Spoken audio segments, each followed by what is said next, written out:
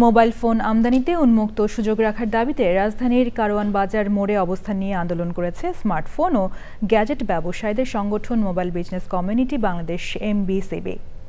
National equipment identity register NEIR সংস্কার করার মাধ্যমে এসব দাবি বাস্তবায়নের তাগিদ দেন তারা।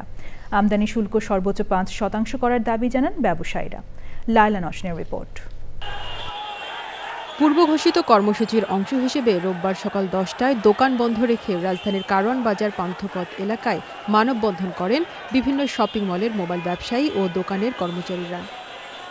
তারা জানান, সরকারের ঘোষণা অনুযায়ী NEIR বাস্তবায়ন হলে মোবাইলের দাম বেড়ে যাবে, ক্ষতিগ্রস্ত হবেন লাখো ব্যবসায়ী। 25 লক্ষ ফ্যামিলি এর সাথে জড়িত, এই মানুষগুলা সম্পূর্ণ বেকার হয়ে যাব। আমাদের 25 লক্ষ ফ্যামিলির জন্য অনেক বড় একটা হুমকির ব্যাপার। ব্যবসা করতে পারবো না, আমরা একটা বিশাল বড় হুমকির মুখে চলে আসছি। আর পাচ্ছি না, আমাদের ব্যবসা প্রতিষ্ঠান পুরো শাটডাউন করে আজকে আমরা আসতে এসেছি। কিন্তু এখানে আমাদেরই ক্ষতি না এবং দেশের জনগণেরও ক্ষতি। আমরা জানি না দেশের জনগণেরা কতটুকু জানে। নির্দিষ্ট একটি গোষ্ঠীকে লাভবান করতে এমন উদ্যোগ নেওয়া হয়েছে বলে অভিযোগ ব্যবসায়ীদের। বাণিজ্য করতে একটা মিনিমাম ট্যাক্স ধার্য করা হোক, যাতে আমরা সবাই মিলেমিশে বাংলাদেশে ব্যবসা করতে পারি। সেই যাতে কোনো সিন্ডিকেটের কাছে আমরা জিম্মি না হয়ে যাই। তারা হাজার হাজার কোটি টাকার ব্যবসা করে। আপনি ইন্ডাস্ট্রিয়াল অনুমোদন লাগবে, এটা আমাকে দিবে না, কারণ আমার ইন্ডাস্ট্রি করার ক্ষমতা নাই, সক্ষমতা নাই। আমরা চাই যে BTRCর যে বাধাগুলো এগুলো উপেক্ষা করে আমাদেরকে সহজ শর্তে আমদানি করার সুযোগ দেন।